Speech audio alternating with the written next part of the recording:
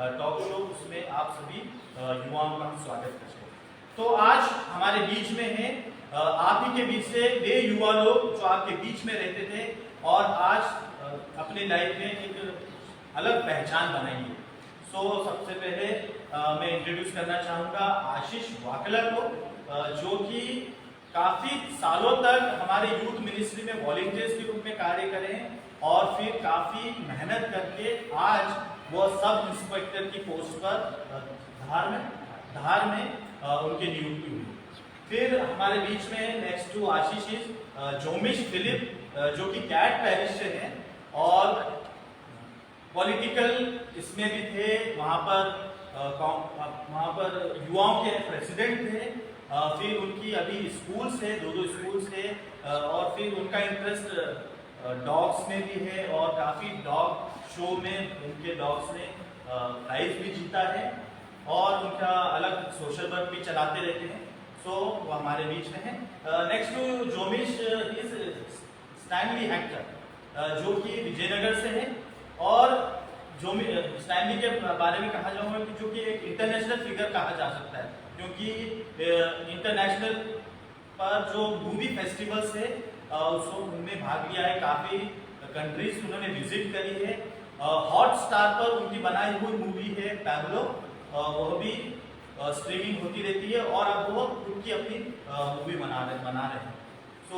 फिर नेक्स्ट है हमारे बीच में हमारे छोटे भाई सैम फर्नांडो, जो कि पहले का जब हमारे कैंप लगते थे तो गिटार बजाता रहता था, सब हंसते थे, परंतु आज इंदौर की काफ़ी अधिकतर होटलों में उनकी डिमांड है, वहाँ पर बजा चुके हैं और म्यूजिक प्रोड्यूस कर रहे हैं। तो आशीष वाकला, जोमिश फिलिप, स्टैनली एक्टर और सैम फर्नांडो का ताली बजाकर हमारे बीच में आज आपका स्वागत है। आज के टॉक शो में इस प्रकार से रहेगा कि जहाँ पर ये हमारे फ्रेंड्स लोग अपने लाइफ की स्ट्रगल और उनकी सक्सेस स्टोरी बताएंगे। तो सबसे पहले मैं इनवाइट करता हूँ आशीष वाकला को कि आशीष प्लीज बताइए, सबसे पहले अपना छोटा सा इंट्रोडक्शन कीजिए, फिर हमारे युवाओं को बताइए कि आज आप जो सब इंस्पेक्टर की पोस्ट पर हैं उसके लिए आपने क्या करा है, कुछ इंसिडेंट भी शेयर कर सकते। सभी को जय यीशु। मैं सब इंस्पेक्टर आशीष वाकला धार में पोस्टेड हूँ।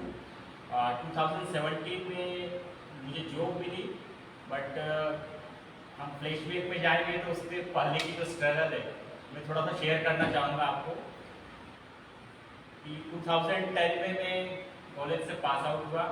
उसके बाद 2010 से 17 तक जो 7 इयर्स थे, नॉर्मल ये रहता है कि कॉलेज में जब हम रहते हैं तो 3 साल रहते हैं हमारे पास में कि इंजॉयमेंट करें, सब कुछ करना है, करते हैं कि लाइफ जीने का तरीका हम कॉलेज में सीखते हैं।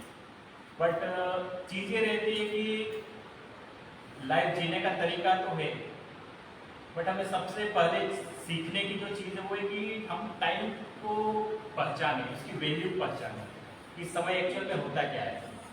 क्योंकि एक बार जो समय निकल जाता है वो लौट के कभी नहीं आता है। और फादर ने जो आज ये टॉक शो ऑर्गेनाइज किया है, फादर को थैंक यू कहूँगा कि हम लोगों को एक मौका मिला है कि हम हमारे जो यूथ है उनसे कुछ शेयर कर सके कि जो गलतियाँ हमने की थी वो न करें। और समय की जो वैल्यू है बहुत प्रीशियस है, उसको समय से पहले पहचान ले और अपना जो मुकाम, जो गोल फिक्स अभी तक नहीं किया है तो वो उस गोल को फिक्स करें, फोकस रहे और उसको अचीव करें। तो जो 7 साल थे मेरे पास में, जो 2010 से 2017 जब मैं क्वालिफाई हुआ सब इंस्पेक्टर के लिए, तो उसमें जब भी कुछ यूथ का प्रोग्राम रहता था पार्टिसिपेट करते थे। 6 दिन पढ़ाई करते थे, 7वें दिन संडे आता था, संडे को हम यूथ पार्टिसिपेशन रहता था और वहाँ पर भी एक अंदर ज़ील रहती थी कि नहीं 6 दिन पढ़ाई किए हैं तो 7वां दिन जो यूथ में हम पार्टिसिपेशन दे रहे हैं वो हम पूरा 100% दें। तो ये 6 दिन की पढ़ाई और 1 दिन का यूथ में इंटरेक्शन वगैरह, तो जब भी यूथ में जाते थे तो एक लगता था चीज़ है कि एग्जैक्टली हम कुछ जो अचीव करना चाह रहे हैं वो कर पाएंगे या नहीं कर पाएंगे। क्योंकि जब भी मैं यूथ में जाता था मैं इतने सारे लोगों को देखता था और मन में ये रहता था कि जहाँ पर भी जाऊँ फुटप्रिंट छोड़ के जाऊँगा मैं, कि एक छाप छोड़ना चाहते हैं। तो फादर आनंद से जब भी हमारा मिलना होता था तो उन्हें ये ज़रूर बोलता था मैं कि फादर हम जहाँ कहीं पर भी जा रहे हैं, इवन हमारे यूथ एक्टिविटीज़ को छोड़ के और कहीं पर भी अगर हमको मौका मिलता है जाने का तो हम हमारे फुटप्रिंट छोड़ें। तो फुटप्रिंट क्या होता है किस तरीके से कि वहाँ पर मैं खुद से भी एक चैलेंज करवाता था और इतने सारे लोगों के सामने भी जब मैं खड़ा होकर बात करता था तो एक डिटर्मिनेशन आता था कि नहीं आज मैं यहाँ खड़ा होकर बात कर रहा हूँ तो मुझे अपनी बात पूरी करनी है। मतलब इतने सारे लोगों के सामने कुछ बोला है तो सक्सेस तक तो पहुँचना ही है, बाय हुक और बाय क्रुक किसी भी तरीके से हमको पॉजिटिवली एक डायरेक्शन में जाना है और खुद के मेंटल स्टेट को पॉजिटिव रखते हुए आगे बढ़ना है। तो 2010 से 17 तक मैं इतनी एग्ज़ाम दे चुका था कि मैं हर बार मेरे जो कॉल लेटर्स होते थे एडमिट कार्ड्स उसका इतना बंडल बन चुका था मेरे पास में। तो मैं जो बाकी रफ स्पेस रहती थी ब्लैंक स्पेस, उसी ब्लैंक स्पेस पर मैं कुछ भी अपनी पढ़ाई से रिलेटेड चीज़ें लिखता था। डायरी जैसे मैंने मेंटेन कर लिया था, बट वो जो बंडल था वो मेरे एडमिट कार्ड्स थे। तो मेरे एडमिट कार्ड जब भी मैं उस पर लिखता था और नोट्स बनाता था तो मुझे वो बातें करते थे कि ये एग्ज़ाम दे दिए इसमें क्वालिफाई नहीं हुआ है, इस पर नहीं हुआ तो कोई दिक्कत नहीं, नेक्स्ट एग्जाम में आप क्लियर करो। मतलब वो एक डिटर्मिनेशन ऐसा मैं एक रूथलेस डिटर्मिनेशन था कि बस किसी भी तरीके से करना है आपको। तो कभी भी हिम्मत हारने का मौका ही नहीं मिला कि खुद के माइंड में नेगेटिविटी लाओ। और आज का जो समय है वो ऐसा है कि अगर आप 3 साल कॉलेज में स्पेंड कर लोगे उसके बाद में सोचोगे कि हाँ अब मुझे कुछ करना है, तो हमारे पास जो समय है जो 3 साल का, तो 3 साल का इतना गेप बहुत भारी पड़ेगा हमारे ऊपर। क्योंकि हम जब आपस में ग्रुप डिस्कशन में पढ़ाई करते थे एक दूसरे से क्वेश्चन पूछते थे और अगर कोई क्वेश्चन का गलत आंसर दे देता था तो अगर उसको बोलते थे आप 1 करोड़ लोगों से पीछे हो गए। मतलब वो हंसी मजाक में उस चीज़ को एक समय की वैल्यू बताते थे सबको कि अगर आपने आज गलती की है तो आप 1 करोड़ लोगों से पीछे हो जाओगे। तो मतलब ये है कि आप उस नेगेटिविटी को मत माइंड में लाओ कि आप 1 करोड़ से पीछे हो गए। आप इस थॉट को सोचो कि आपको 1 करोड़ से आगे कैसे जाना, बस एक डिटर्मिनेशन डेडिकेशन के साथ में आप आगे जा सकते हो। तो वो जो सक्सेस स्टोरी बोलते हैं, जैसे फादर ने बताया कि सक्सेस स्टोरीज हमारा जो आज का मेन मोटो भी वही है कि जो टॉक शो हम ऑर्गेनाइज कर रहे हैं कि सक्सेस स्टोरी। तो फादर मैं कहूँगा कि अभी भी मुझे सक्सेस मिलना बाकी है अभी तो हाँ अभी काफी अभी मतलब रास्ता और तय करना है। बस मैं सोचा कि आपको मैं थैंकफुल फादर आपके लिए बहुत ज़्यादा थैंकफुल हूँ कि आपने मुझे एक प्लेटफॉर्म दिया है। इस प्लेटफॉर्म से मेरा वो जो डिटर्मिनेशन है उसको मैं और पुख्ता कर लूँ कि नहीं मैंने आज इस टॉक शो में जो बात की है मैं उस पर खड़ा होता हूँ। ठीक है, आज इस टॉक शो पर है और एक ऐसा समय आना चाहिए जब आप टीवी पर बैठकर अपनी सक्सेस स्टोरी या पर ये कि अगर टीवी नहीं तो पर ये कि किसी भी माध्यम से हम हमारे यूथ को एकदम एक्टिव रख सके हमेशा। क्योंकि पर आज के समय में सिर्फ और सिर्फ पढ़ाई करना और अच्छी पढ़ाई करना काफ़ी नहीं है। क्योंकि पर अभी जो कंपटीशन है वो कट थ्रोट कंपटीशन है और उससे भी 10 गुना बढ़ चुका है कंपटीशन आज के समय में। और जैसे जो कोरोना काल जो 2 साल हमने सफ़र किया है और उसके बाद फिर हम जैसे कहते हैं कि बीमारी से उभर के उठना फिर से हील होना, तो वो जो हम उभरना ज़रूरी है। और जो 2 साल का जो नुकसान हुआ है इसको जैसे कुछ लोगों ने तो इस 2 साल में भी गोल्डन पीरियड उन्होंने बनाया इसकी 2 साल काफी कुछ कोर्सेज ऑनलाइन करने चाहिए उन्होंने। पर ये कि मेन चीज़ जो मैंने मेरी लाइफ में समझा है वो कि समय का सही समय पर जान लेना। जैसे बाइबल में भी लिखा है कि मैं तुम्हें समय का पहचान करना सिखाऊंगा, पर उसी तरह ये कि जीसस कहते थे कि समय की पहचान, तो समय की पहचान क्या है किस कंटेक्स्ट में है वो हमको उनके क्लोज जाके सीखना पड़ेगा। और मैं थैंकफुल हूँ उनके कि उन्होंने मुझे सही समय पर समय की पहचान करना सिखाया और आज मैं आपके सामने यहाँ पर ये 2 बातें बोलने के लिए सक्षम हूँ कि मैं अपनी सक्सेस स्टोरी जो और आगे और बढ़ना है उसको आप लोगों के सामने शेयर कर सकते हैं। थैंक यू आशीष, जो कि हमारे बीच में मैं आशीष को जानता हूँ जब मैं माइनर सेमिनरी में था और हम भी स्कूल जाते थे 11th एंड 12th में, और आशीष हमारे साथ एकदम से दौड़कर बैग लेकर आता था कि ब्रदर, हम ब्रदर थे, ब्रदर चलो मैं भी आपके साथ चलता हूँ, और हम खुदकते आशीष हमारे साथ स्कूल तक आते थे। और हमें बहुत ही गर्व की बात है कि वो बच्चा जो छोटा छोटा हमारे साथ स्कूल में बैग लेकर दौड़ता था आज एक सब इंस्पेक्टर की पोस्ट पर है। तो आशीष बहुत बहुत बधाइयाँ आपको, और हमारी प्रार्थना है कि आप सब इंस्पेक्टर ही नहीं बल्कि इंस्पेक्टर और बड़े बड़े पोस्ट पर जाए और बने, और आपके परिवार का, हमारे युवा का, हमारे धर्मराज का, हमारी क्रिस्ती की एक अलग पहचान है। क्योंकि पुलिस के बारे में भी कहा कि पुलिस, यदि हम सड़क पर जाते तो पुलिस के बारे में कहते हैं कि अरे ये तो भ्रष्ट लोग हैं। अरे जब हम में से ही जाकर, जब तक अंदर जाकर वहां पर रहकर उस भ्रष्टता को दूर नहीं करेगा, तब तक वो वैसी की वैसी पहचान बनी रहेगी। तो आशीष, हमारी यही आशा है कि आप इस पुलिस डिपार्टमेंट में रहते हुए एक अलग पहचान दें और दूसरे आपके द्वारा जाने कि he is a true Christian. So all the best Ashish, thank you so much. Okay, now next to मैं अभी जोमिस से बताना चाहूँगा कि जोमिस हमारे यूथ में डेक्सको के मेंबर भी थे, और जोमिस को डेक्सको के आने के पहले मुझे पता चला था कि वह पॉलिटिक्स में भी थे, और वहाँ पर भी युवाओं के प्रेसिडेंट थे। काफ़ी पॉलिटिकल पार्टीज के लोगों से, बड़े बड़े लोगों के साथ उनका उठना बैठना होता था। उनके बड़े बड़े फ्लैग्स पर उनकी फोटो रहती थी, जहाँ पर भी होर्डिंग्स सड़कों पे लगती थी। फिर आज बड़े स्कूल, 2 स्कूल चला रहे हैं और अपने फैमिली के साथ बहुत ही बढ़िया तरीके से रह रहे हैं। तो जोमिस, प्लीज़ हमारे युवाओं को बताइए कि कैसे आप पहले किस प्रकार थे, वहाँ पर क्या आपका एक्सपीरियंस था, और अभी आप क्या कर रहे हैं, और आप हमारे युवाओं को क्या संदेश देना चाहते हैं। सबसे पहले सबको जय शो। मैं ये शुरू करने से पहले बताऊँ, मैं सबसे पहले फेलियर था। सबसे पहले मैं स्टार्टिंग हुई फेलियर से, जिससे अपने आप को सबक देना। एक बात बोल सकते हैं कि कुछ चीज़ में अगर फेल हो जाए, स्टार्ट करूँ तो मैं 8th स्टैंडर्ड की बात करूँ जब मेरा टर्निंग पॉइंट था। अब मैं कार्मल कॉन्वेंट स्कूल है दयाजनगर में, और मैं सबसे ज़्यादा डरता था हिंदी और संस्कृत से, जिसमें मैं ऐसा था कि अगर एग्जाम आई तो पढ़ने के दूर की बात, मम्मी मारती अलग थी, बट जब आता ही नहीं था। फिर मैथ्स टीचर थी दीपाली मैम, उन्होंने मुझे बोला क्यों डर रहा है, करके तो देख शायद चेंज हो जाए। बोर्ड एग्जाम आए, बोर्ड एग्जाम में मेरा कुछ भी नहीं लिखा मैं। अब मैम ने बोला कम से कम तो क्वेश्चन का यही लिख दे।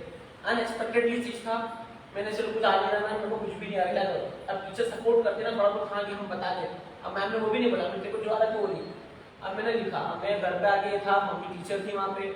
अब मेरा वहाँ का सिचुएशन ऐसा था कि मम्मी टीचर है वहाँ। अब मैं बोर्ड एग्जाम में कुछ भी लिख के नहीं आया, ओनली क्वेश्चन आज भी सुधारता है। तो सिस्टर बोली जो होगा ऊपर वाला देख, विश्वास कर। रिजल्ट आया अनएक्सपेक्टेडली, जिसने कुछ नहीं किया उसको 69 मार्क्स आ जाते हैं संस्कृत में, हिंदी में आ जाते 70। अनएक्सपेक्टेड गॉड ग्रेस, क्या था शायद टीचर ने चेकिंग गलत करी वो आने को। मैंने रियलिटी में फेलियर था। मैंने उस दिन एक एक्सपीरियंस मेरे लिए करा कि नहीं मैं कुछ भी कर सकता हूँ। और मेरे घर में एक सिचुएशन ऐसी थी, चर्च के जो मेंबर्स होते हैं दूसरे मेंबर घर आते थे, अरे जोमिश क्या चल रहा है तेरा, पढ़ाई कर रहा है, कोई काम का नाम आइशर में है तो आइशर में लगा दे, पास हो जाए तो आइशर में हम लगा के। सब लोग मेरे पे ऐसा लगता, सब लोगों को ये था कि यार इसको क्या करना है, इसको फोकस करना है। मैं कुछ तो जब लोग मुझे देख के बोल रहे हैं कुछ करना है। देन मुझे यूथ में इंटरेस्ट था, यूथ में बड़ा इंटरेस्ट था। एक्टिविटीज यूथ के प्रोग्राम वगैरह होते हैं वो एक्टिविटी में करना था, बट स्टिल मुझे पॉलिटिक्स ज्वाइन करने का बड़ा इंटरेस्ट नहीं था। स्पोर्ट्स में मुझे क्रिकेट में इतना ज़्यादा इंटरेस्ट, क्लब जाता था खेलने। बट जब अंडर 16 का सिलेक्शन आया तो मैं one of the opening batsman था, और मेरा नाम नहीं आया। किसी पॉलिटिकल का कॉल आया, और जो 2 महीने पहले लड़का था जिसने शायद कुछ आता भी नहीं, और उसका नाम आ गया डायरेक्टली। मैं बड़ा डिसअपॉइंटेड हो गई। मम्मी उस टाइम मेरी फैमिली पूरी स्ट्रगलिंग थी। मम्मी टीचर थी, उनने पापा बिल्कुल अगेंस्ट थे स्पोर्ट्स से रिलेटेड। मतलब एक मेरे यूथ में उस टाइम मेरे पेट नेम था, जो भी पढ़ के चिल्ला, मतलब उनको प्रॉपर्ली बोलते भी नहीं आता है। तो आसपास कॉलोनी में ये था कि मम्मी हमेशा चिल्ला चिल्ला के बोलती थी, पढ़ता नहीं हमेशा चलता था। तो उनको प्रॉपर मलयालम बोलते तो आता नहीं है, तो लोग वैसे जैसे देखेंगे अरे ये तो पढ़ के चिल्ला, यानी पढ़ के चिल्ला को तो उसका लैंग्वेज ये था कि पढ़ के चिल्ला, पढ़ के चिल्ला। हाँ मतलब उनको हिंदी में प्रॉपर बोलते नहीं आते ना ऐसा। पॉलिटिक्स में आया, मैंने ज्वाइन किया, मुझे लगा ज्वाइन करना है, मुझे कुछ अब नाम कमाना पड़ेगा। स्टार्टअप के आज मेंबर बीजेपी में मैंने ज्वाइन किया था राहुल विधानसभा से। देन 6 मंथ में मुझे मंत्री पोस्ट मिली, मैं यूथ इकट्ठे करे, मैंने अपनी टीम बनाई, फिर इलेक्शन आया तो इलेक्शन में मैंने 2000 वोट अपने अंडर में मैंने पूरा करवाया। महाराष्ट्र बोर्ड जो 17 समाज हॉस्पिटैलिटी चल रहा है उनको मैंने पूरा कवर अप करा के दिया मैंने। दैट टाइम फिर उस टाइम ये था कि जो महाराष्ट्र जो मेरे जितने फ्रेंड सर्कल्स थे मेरे मेंबर में, सडनली मुझे एक इलाजदार जो इलाज भी है उनने सडनली बोला कि तुम राव विधानसभा को पूरा ये संभालो, यूथ को कोऑर्डिनेट करो। मेरे लिए ये था, मेरा एज कम और ऊपर 10 लोग ऐसे बैठे जिसमें एक चीज मैंने सीखी थी पॉलिटिक्स से, वो ये थी कि हाउ टू यूज, कैसे यूज करो सामने वाले को, कैसे यूज करके अपना फायदा निकालना, ये मैंने वहां से सीखा। मैंने मेरी सबसे बड़ी जो सीखा वहां से शुरू हुई। देन कुछ ऐसी चीजें थी जो मुझे बिल्कुल जमीन नहीं देता था कि हमें ये चीज करना है, कुछ चीज गलत थी तो मैं उसको बिल्कुल एक्सेप्ट नहीं था, तो मैंने वो लाइन धीरे धीरे छोड़ना चालू किया। मेरी मम्मा एक ऐसी टीचर थी जो बीमार रहती तो भी पढ़ाई थी। सडनली एक ऐसा सिचुएशन मेरे घर पे ऐसा था कि शाम पढ़े ऐसा था, अपन फ्री में घर आए तो मम्मी बच्चों को लेकर फ्री में पढ़ाने लगती, मेरे मम्मी को कहीं बिजी भी करना ऐसा, तो आई स्टार्टेड की किंडरगार्टन खोली। अब उसके लिए मेरे पास फंड नहीं था, मेरे पास दूसरे सोर्स थे कि मैं जैसे एनिमल लवर, बहुत अच्छा खासा एनिमल लवर था और छोटे मोटे अर्निंग निकाल लेता था, जैसे डॉग्स वगैरह बेचना या डॉग्स वगैरह, सब छोटा मोटा था, कमीशन बेस पे बहुत चलता था। देन आई स्टार्टेड कुछ करना, कैसे कैसे आए, मैंने 30,000 से मेरा स्टार्टअप किया था स्कूल का, एक किंडरगार्टन 1 BH का मैंने किंडरगार्टन स्टार्ट किया था और एट प्रेजेंट 224 बच्चे हैं वहाँ पे, और एक अलग से एक इस्लाम एरिया में एक और चल रहा है, वो फ्री ऑफ कॉस्ट पूरा, मतलब यहाँ का प्रॉफिट मैं स्कूल का कभी प्रॉफिट अपने इसमें यूज नहीं करता, वो वहीं की, क्योंकि मेरे लिए क्या, मेरी मम्मा हेल्थ इशू सबसे बढ़िया, वो स्कूल जाती है मेरी मदर, चीज टोटल ठीक, कुछ भी नहीं होता उनको, अगर घर पे रहेंगे तो उनको भी बेड पे दर्द है, सारी चीज होती है। मेरा सबसे बेस्ट 8% में मेरा प्लस पॉइंट जो है मेरे डॉग का है 8%, जिसने मुझे सबसे ज्यादा भी नाम दिया हुआ है। अभी 8% MP लेवल पे देखा जाए तो मैं रॉड किंग कहलाता हूँ, रॉटवीलर से, स्पेशली रॉटवीलर से। कितनी बार वो शोज जीता है? मेरे यहाँ पे 17 डॉग्स ने शोज जीते हैं। अभी ओवरऑल देखा जाता है आर्मी पे मेरे डॉग्स जा रहे हैं, एनुअली मेरा देखा जाता है हर साल में 10 डॉग आर्मी में जा रहे हैं, जो मेरी बहुत बड़ी बात है, क्योंकि सबसे बड़ी खरीद के जाते हैं, उनका पोटेंशियल होता है, और एक बार में फंडिंग नहीं देते, 3 टाइम में फंडिंग आती है। पहले डर भी लगता था कि डॉग से सिलाई आने वाली, मर गए तो फिर क्या है, बट मेरा भी एक चैलेंज था। एट प्रेजेंट मैंने इंदौर अगर आप बात करें, मैंने 137 डॉग्स सेल कर चुका मेरे खुद के केनल के, ये नहीं इधर करके, तो लोगों का ट्रस्ट जीता है।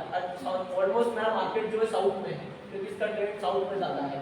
मेरे पास इंटरनेशनल गोल्ड चैंपियन का लाइनेज है मेरे पास एट प्रेजेंट, जो शायद कोई खरीदेगा 2-2.5 लाख का। अगर मैं डॉग बोलूंगा कि कोई परचेस कर रहा है तो सुनने में थोड़ा अजीब लगेगा कि ऐसा कौन इन्वेस्ट करता है, इतना मुझे उनसे सोचा बननी है। सबसे बड़ी सिचुएशन जो अभी मैंने फेस करी थी इस लॉकडाउन में, स्कूल्स बंद थे, सब था, बट मैं फिर भी ये लगता था नहीं यार सब लोग घर बैठे, पर मेरे पास सोर्स ऑफ अर्निंग है।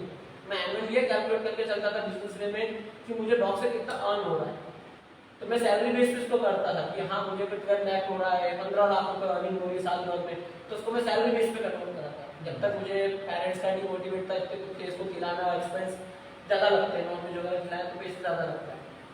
फाइनली जब मैं इस टर्निंग पे आया कि जब लोगों के कॉल्स आने लगे, मेरा फर्स्ट डॉग बिका था सबसे हाई रेट पे, तो 1,20,000 में बिका था त्रिशूर में, केरल में, जो मेरे लिए बहुत बड़ी बात थी। और वो सबसे पहली चीज थी, सबसे डिमोटिवेट करते थे मेरे पापा कि डॉग वॉग क्या है। फर्स्ट थिंग सबसे पहले उनका मुंह बंद करना है, ये अमाउंट वहाँ रखा था। घर ब्रदर की जॉब गई थी, डॉग से अच्छी सोर्स ऑफ अर्निंग हो रही थी, सब बढ़िया चल रहा था। सडनली एक टर्निंग पॉइंट मुझे लगा नहीं मुझे और भी कुछ करना, इससे यहाँ तक नहीं बैठना, I want to do something different, और करना है। अपनी छाप ऐसे नहीं छोड़ सकते, यहाँ मैंने कर ये चल रहा है, अब इसमें आगे वो क्या कर सकते, डॉग्स बढ़ा रहे हैं। देन अभी मेरा न्यू प्लान है कि मैं स्पाइसेस में आ रहा हूँ, 2023 तक मैं लॉन्च कर दूंगा टेस्ट ऑफ केरला करके, और मोस्टली इसके 3 ब्रांचेस डाल रहा हूँ। पार्टनरशिप है हमारी पैरिश का लड़का है नेल्सन मंडोजा, तो हम मिलकर उसको कर रहे हैं 8% ऐसा। और यूथ के लिए एक चीज कहूँगा, कभी भी अपने फेलियर को ये ना समझे क्या है, सबसे चीज ये है कि अपने नेगेटिविटी को पहले पहचानो, पॉजिटिव जो होना वो होगा, पर नेगेटिविटी क्या है, उसको खामियों को क्या सुधार ला सकते हो वो पहले फोकस करें। मेन चीज क्या है, आप नेगेटिविटी अपने पहले पता है उसके लिए प्रिपेयर हो गए तो आपको कोई डिफीट नहीं कर सकता। आप अपनी इच्छा की करो, अपने ड्रीम्स, लोग नाइट को सोचते हैं मैं ये करूंगा कि मुझे ये करना है।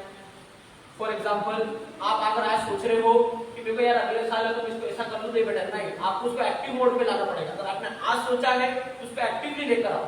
डिपेंड नहीं करता कि आपके पास कैपिटल कम हो, तो आप तो छोटे से शुरुआत करो, तो उसको एक्टिवली ऑन द स्पॉट लेकर आना। अगर आप सोचे कि कल लेकर आ रहे हो मैं इसको कर लूंगा, हाँ मेरे पास फंड इतना, उस पर कितना पैसा जाएगा, तो you are not going to be success. आप उसको एक्टिवली जो आप ठान रहे हो उसको सक्सेसफुली ऑन द स्पॉट छोटे शुरुआत करो। आप कितना ये नहीं कि मैं इस पोजीशन पे आ गया तो मैं नीचे का काम नहीं कर सकता, आप सब करना जरूरी है। अगर आपने आपका एटीट्यूड उस स्टेज पे ले आया कि मैं छोटे से लेके बड़ा काम कर सकता हूँ, मेरे स्टाफ को आप सेटिस्फाई कर सकते हो। अपना अगर आपके अंडर पे स्टाफ है, आपके वर्किंग व्यक्ति है, यूथ है, 100% कोई सेटिस्फाई नहीं होता, कहीं ना कोई नाराज हो जाता है। आपको सबको सेटिस्फाई करना जरूरी है।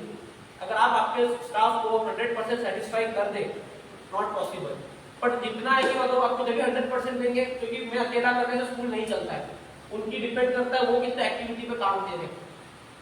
तो मेरा यही है, जिंदगी में पहली चीज ध्यान रखे कि कोई व्यक्ति जो सक्सेस हो, फॉर एग्जाम्पल मैं भी वही काम कर रहा हूँ जो मेरे ख्याल से 10 लोग काम कर रहे हैं, सबका तरीका अलग होता है।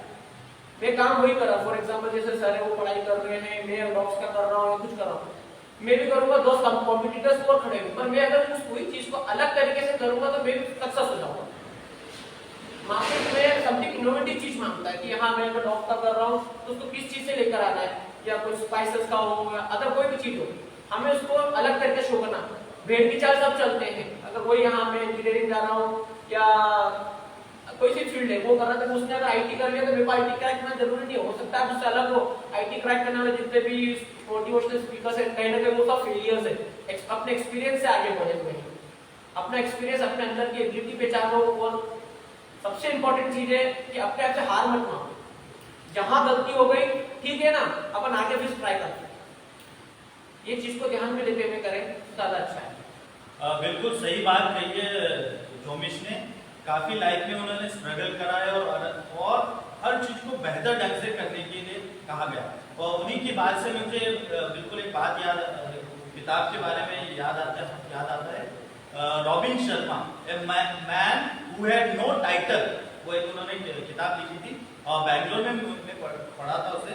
उन्होंने एक जगह पर बहुत ही अच्छी बात कही है कि कुछ भी हम करते हैं, भले वो छोटा सा छोटा कार्य हो, उसको किस तरह से करते हैं वो उसका कितना इम्पैक्ट करता है।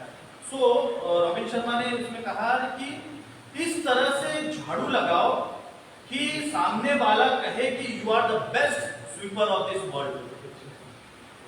भले कोई सा भी कार्य करो, परंतु उसको इतने बेहतर ढंग से करे ताकि वह कहे कि हाँ तुमने जो कार्य किया है वो सबसे बेहतर है।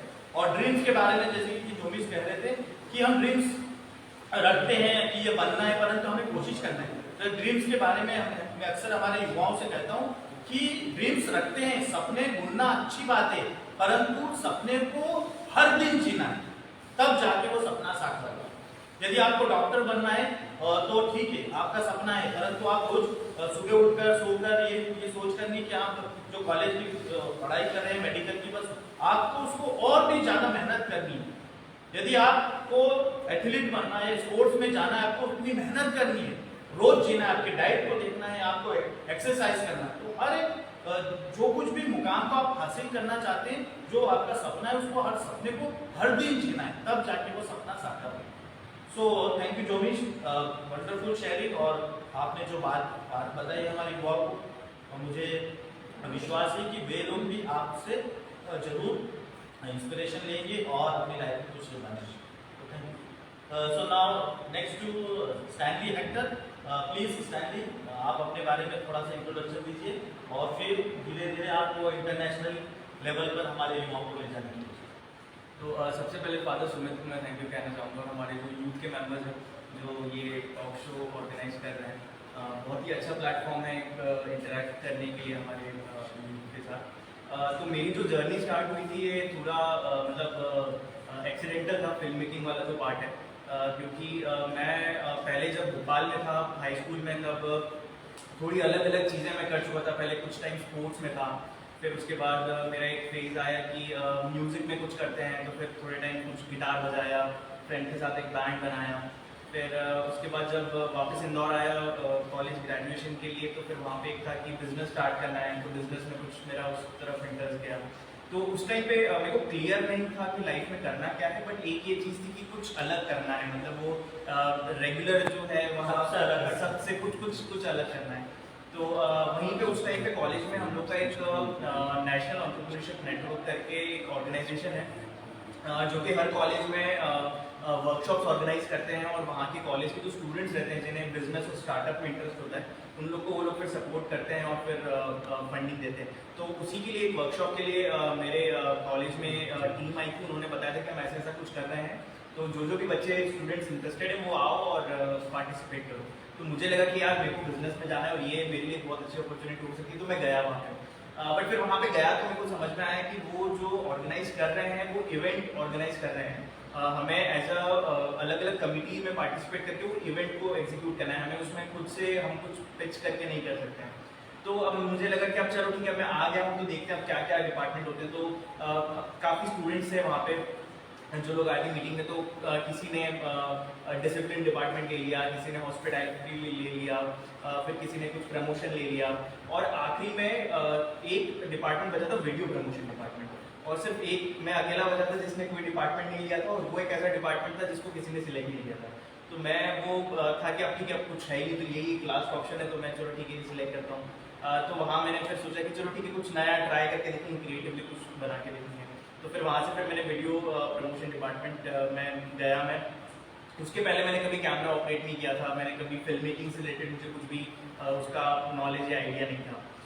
तो वहाँ से फिर मैंने प्रमोशनल वीडियोस बनाए, और फिर वो जो प्रमोशनल वीडियोस थे वो काफ़ी पसंद आया हमारे जो सीनियर थे, जो टीचर्स थे, और उस वजह से हमें उसके लिए उस पर्टिकुलर एक कॉम्पिटिशन में कॉलेज को भी एक अवार्ड रिकग्निशन मिला था।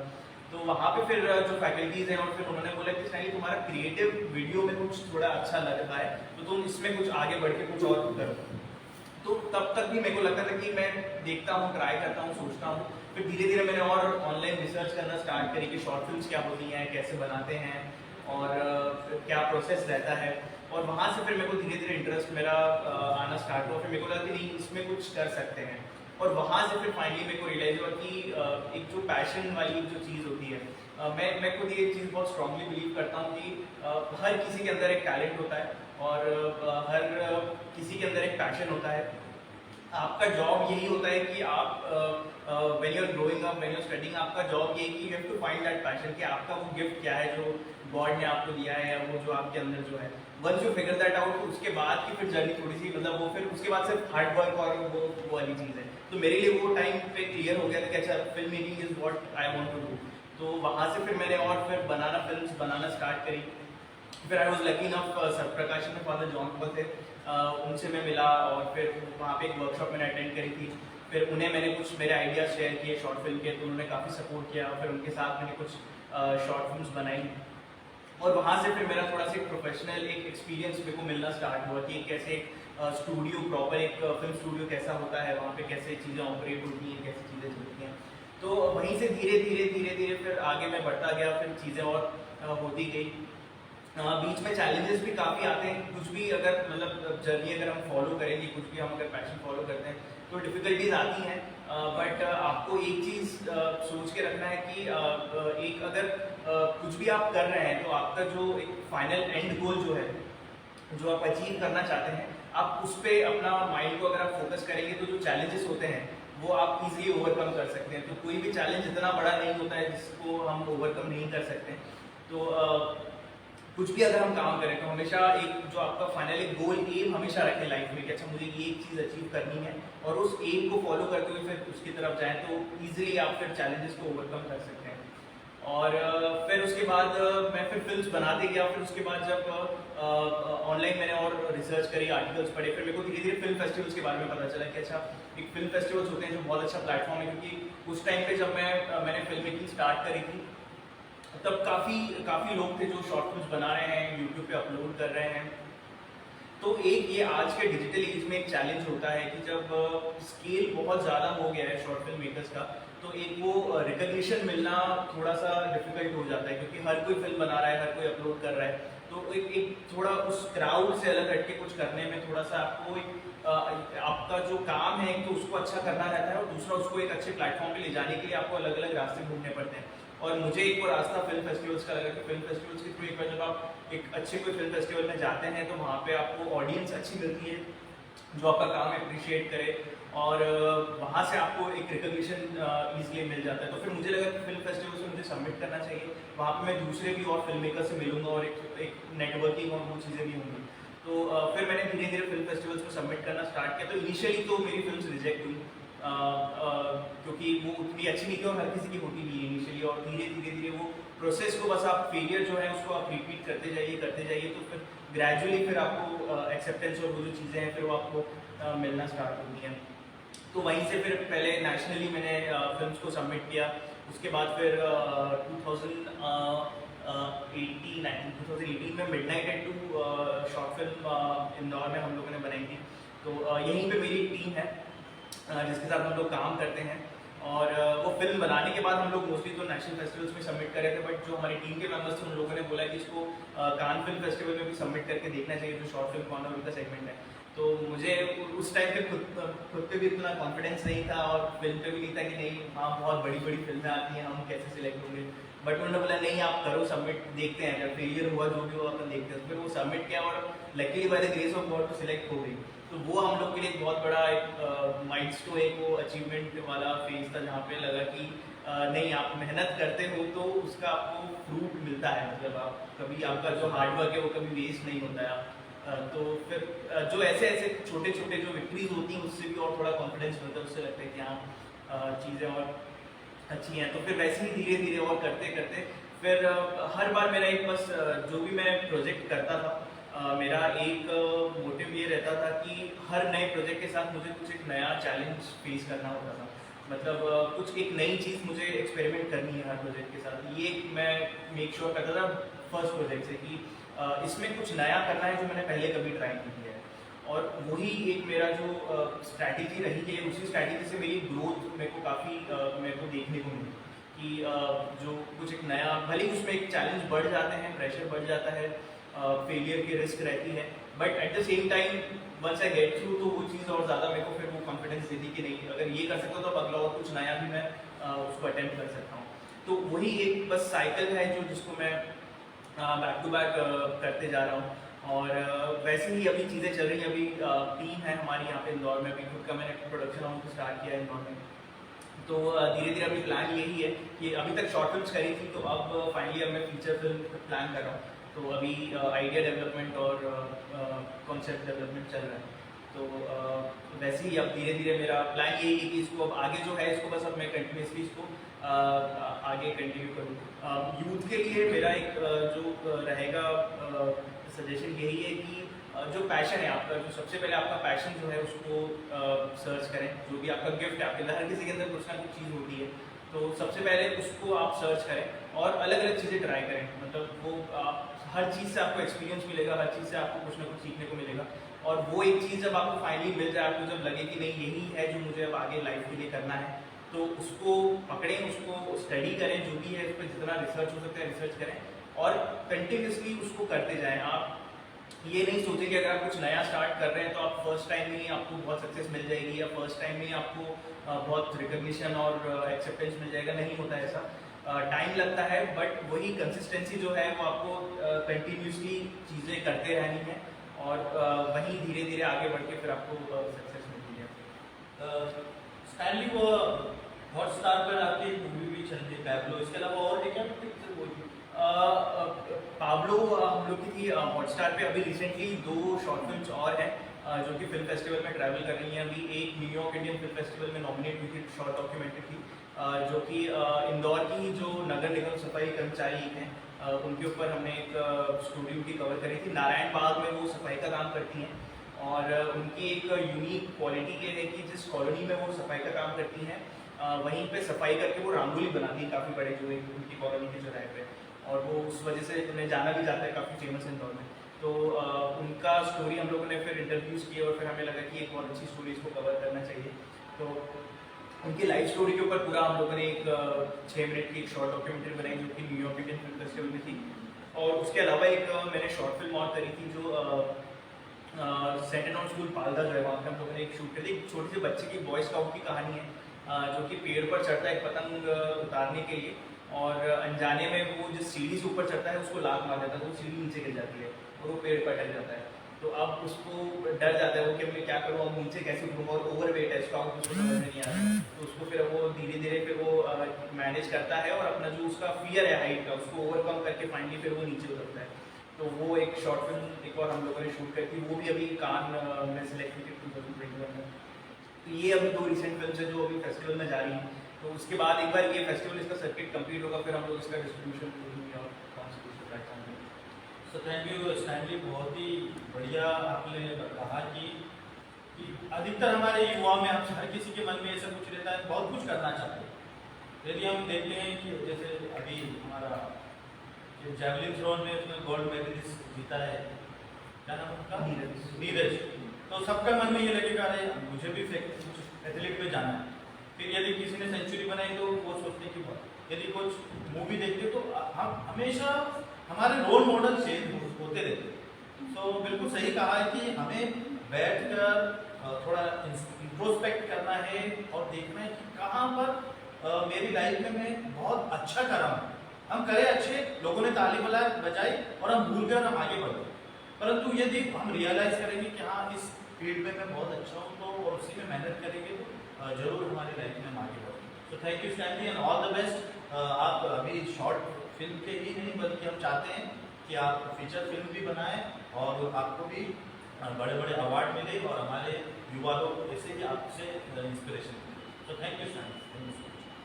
सो अब हमारे बीच में है सैम फर्नांडो, जो कि जब मैं यूथ कमीशन का शुरू में डायरेक्टर बना था, शायद उस समय 6th क्लास में थे, 6th 7th क्लास में, और हमारे हर कैंप में आता रहता था और काफ़ी कुछ ज़्यादा बोलता नहीं था, उस समय शर्माता था।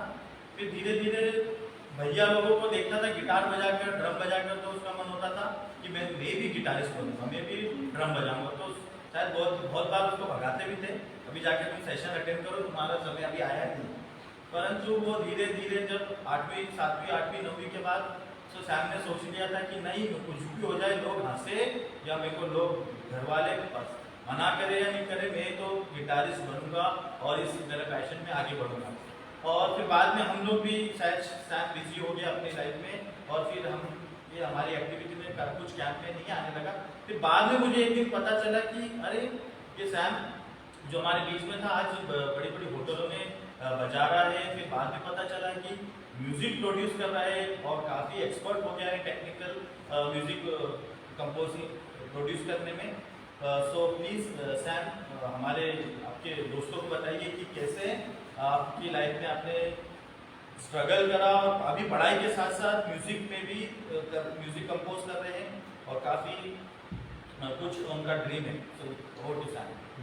पहले तो आप संगत ही हो, सबसे पहले आप सबको थैंक यू कि मुझे इतना अच्छा चांस दिया है। इवन मैं अभी भी ये नहीं सोच, मतलब ये फील नहीं कर रहा हूँ कि मैं स्टेज के लायक हूँ। मैंने स्टार्ट किया था कुछ 5 साल पहले म्यूज़िक में, मुझे कुछ भी नहीं पता था।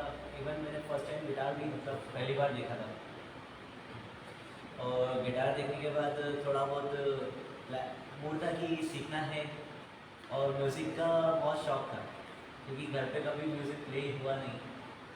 एंड मतलब आपके परिवार से कोई है जो म्यूजिक में रहा है या फिर कोई नहीं है, कोई अभी तक नहीं, फिलहाल पहला नहीं। एंड फिर धीरे धीरे करके सीखना स्टार्ट किया। स्टार्टिंग में मेरे पास कोई भी सपोर्ट नहीं था, एंड पापा ने बोला था 10th पास कर ले गिटार मिल जाएगा। 10th पास किया, गिटार मिला।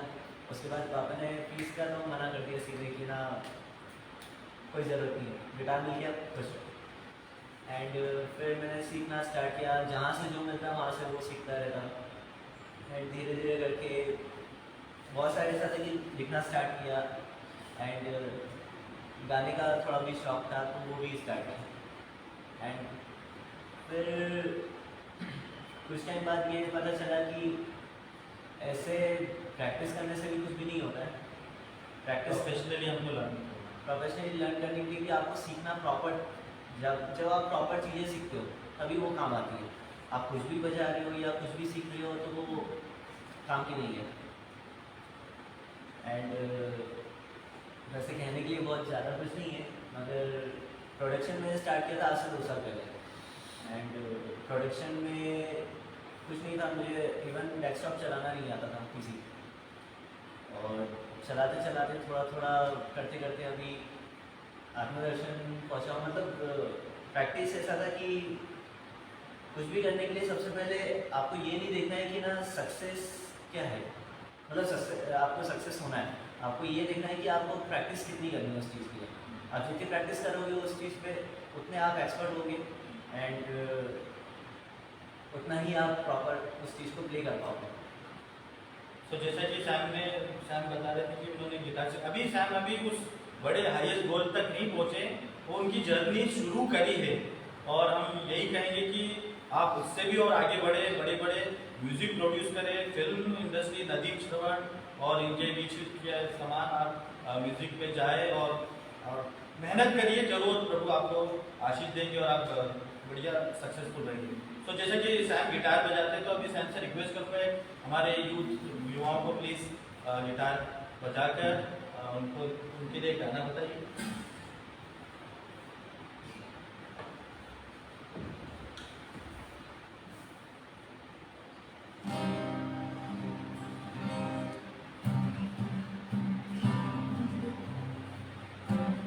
आँखों में सपने ली, घर से हम चल तो दी, चाहे ये राहें अब ले जाएगी कहाँ। मिट्टी की खुशबुआत, पलकों पे आंसू है, पलकों पे रह जाएगा यादों का जहां। मंजिल नहीं है अनजाना है कारवां, चला तेरे है यहाँ तन्हा सफर तूने तुझे फिर क्यों नजर तन्हा सफर तूने तुझे फिर क्यों नजर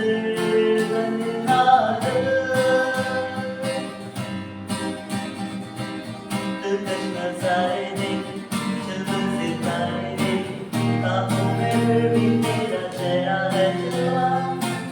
कितनी बरसातें कितनी सौगातें ना कानों में फिर भी गूंजे तेरी ही सदा।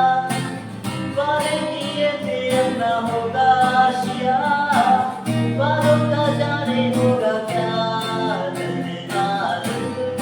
तन्हा सफर तूने तुझे फिर क्यों नजर तन्हा सफर तूने तुझे फिर क्यों नजर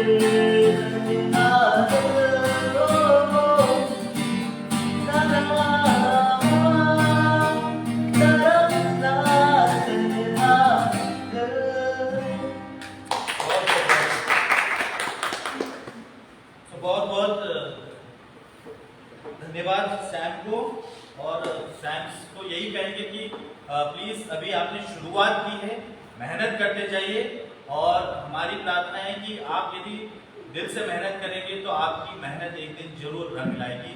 और आप और भी आपको अभी तो शुरुआत करिए, आपको काफ़ी दूर जाना है, काफ़ी ऊपर पहुंचना है, काफ़ी मेहनत करके आगे बढ़ना है। सो प्लीज़ हमारे आज के दिन के लिए बहुत बहुत धन्यवाद देते हैं, विशेष रूप से हमारे भाई आशीष के लिए, जोमिश फिलिप के लिए, स्टैनली हिटलर के लिए, सैम के लिए जो आज हमारे बीच में आए और आपकी जो मैं तो नहीं कहूँगा कि पूरी सक्सेस हो गई स्टोरी, ऑन जर्नी सक्सेस होते जा रही है स्टोरी को शेयर करने के लिए और हमारे युवाओं से बातचीत करने के लिए।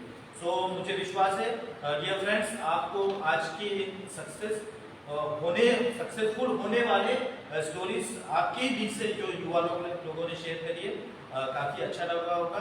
प्लीज़ यदि आपको इनसे कुछ पूछना है, कुछ डाउट है या फिर आप इनसे कुछ हेल्प चाहते हैं किसी फील्ड में, please feel free to call them any time.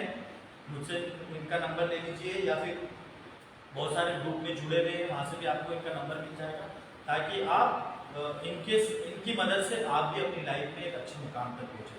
तो आज का 1 घंटा हमारे बीच में रहने के लिए आप चारों को बहुत बहुत हमारे सभी युवाओं की ओर से जोरदार ताली के साथ हम आपको